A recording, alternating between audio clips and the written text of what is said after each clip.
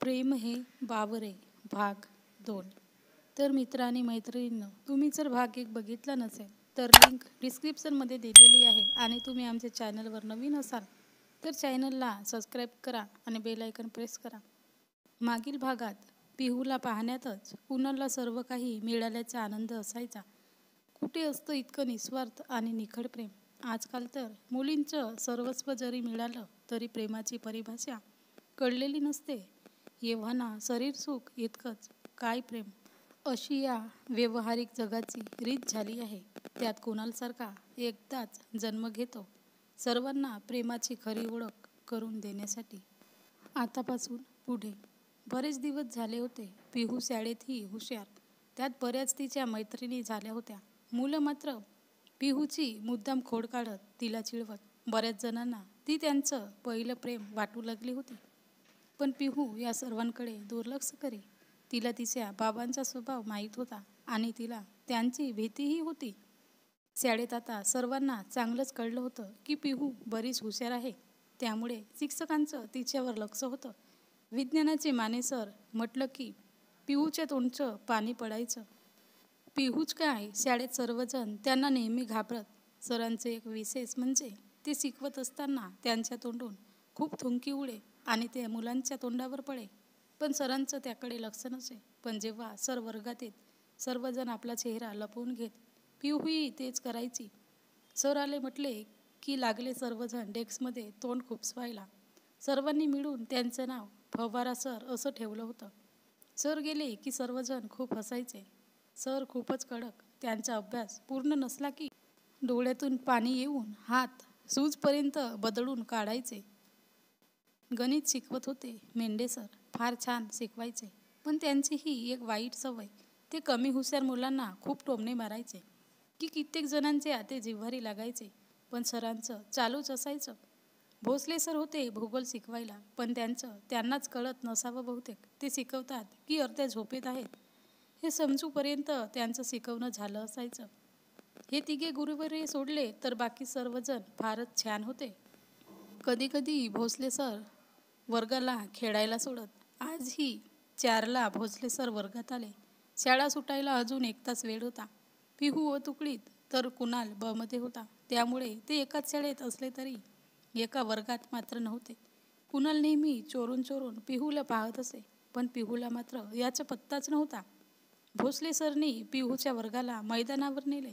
सर्वांना वाटलं बरं झालं, निदान सरांचा लेक्चर तर ऐकावं लागणार नाही. पण भोसले सरांना आज कोणतीही लहर आली होती कोण जाणे. त्यांनी सर्वांना कवायत प्रकार घेणार असल्याचं सांगितलं. सर्वजण ओळीत उभे राहिले. पाहिले खडे प्रकार झाले. 1 2 3 4 इकडे कवायत प्रकार चालू. आणि राहिलेले जे 9वीच्या 2 तुकड्याचे विद्यार्थी होते ते सर्व वर्गात बसून खिडकीतून मैदानावरची मजा पाहत होते.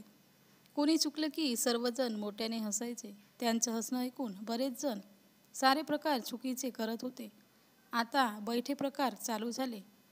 पहिला प्रकार झाला. खूप मुलं चुकीचं करत होती, तसं वर्गातली बाकीची मोठ्याने हसायचे. यात पिहूचं काही लक्ष लागेना. कुणालचं मात्र या सर्वांशी काही देणं घेणं नव्हतं. तो केव्हाचा फक्त एकटक पिहूला पाहत होता, तिचे हालचाली.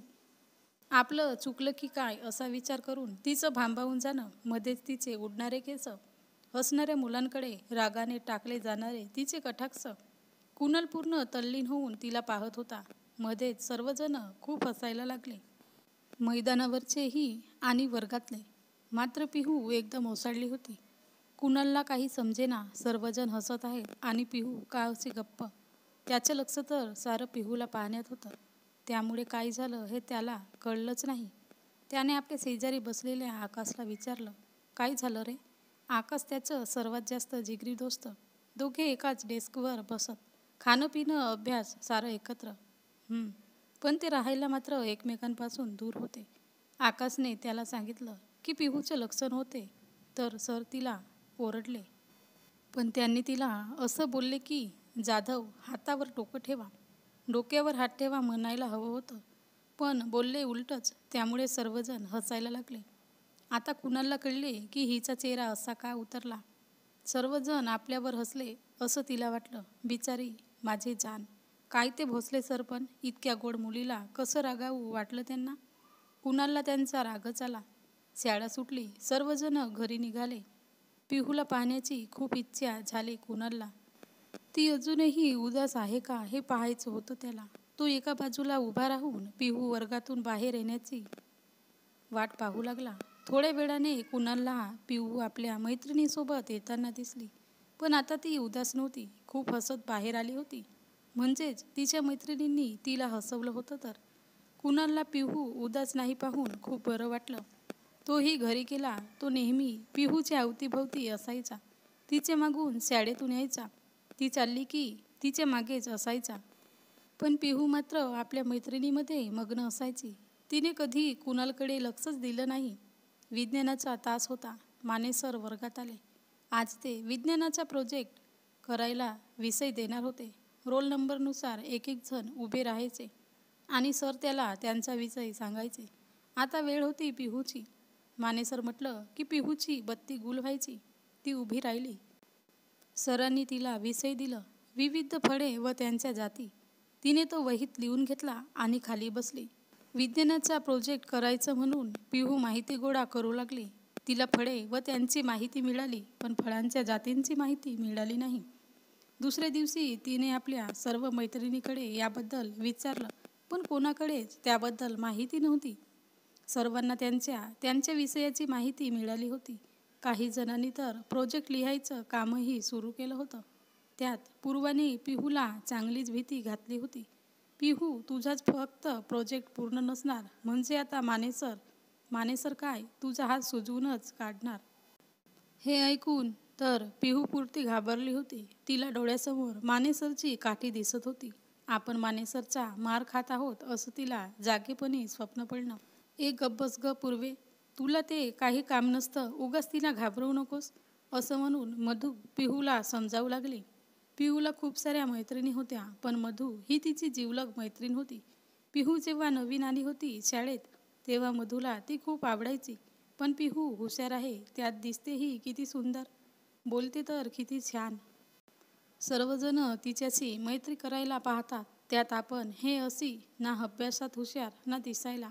पिहू सारखं सुंदर, त्यामुळे पिहू आपल्याशी बोलणार नाही असं मधूला वाटू लागलं.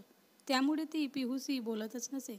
पण हळूहळू पिहूची आणि मधूची ओळख झाली होती आणि मधू पिहूची बेस्ट फ्रेंड झाली होती. ना पिहूला तिच्या विना करमत असे ना मधूला. मधूचा तर खूप जीव होता पिहूवर. ती नेहमी तिच्यासोबत असे. पूर्वा पिहूला मानेसरची भीती दाखवत होती, त्यामुळे मधू पूर्वावर खूपच चिडली होती व तिला गप्प बस म्हणून सांगत होती. संध्याकाळी घरी जाऊन पिहूनं बरीच पुस्तकं शोधली, पण तिला काही माहिती सापडली नाही. आता सारखं नेटवर सर्च करायचं म्हटलं तर पिहूच्या बाबांचा मोबाईल म्हणजे नुसता डब्बा. त्यात कुठून यावं नेट आणि माहिती. फक्त फोन येत जात असे. दुसऱ्या दिवशी पिहू शाळेत पोहोचली तर मधू तिची वाट पाहत होती. तिला पाहतच मधू तिच्याजवळ गेली आणि खूप खुशीत म्हणाली, अगं पिहू, तुझ्या प्रोजेक्टची माहिती मिळाली. तो कुणाल आहे ना तुकडीला, त्याच्याकडे आहे. तर मित्र आणि मैत्रिणींनो, हा भाग कसा वाटला कमेंटमध्ये सांगा आणि सबस्क्राईब करा.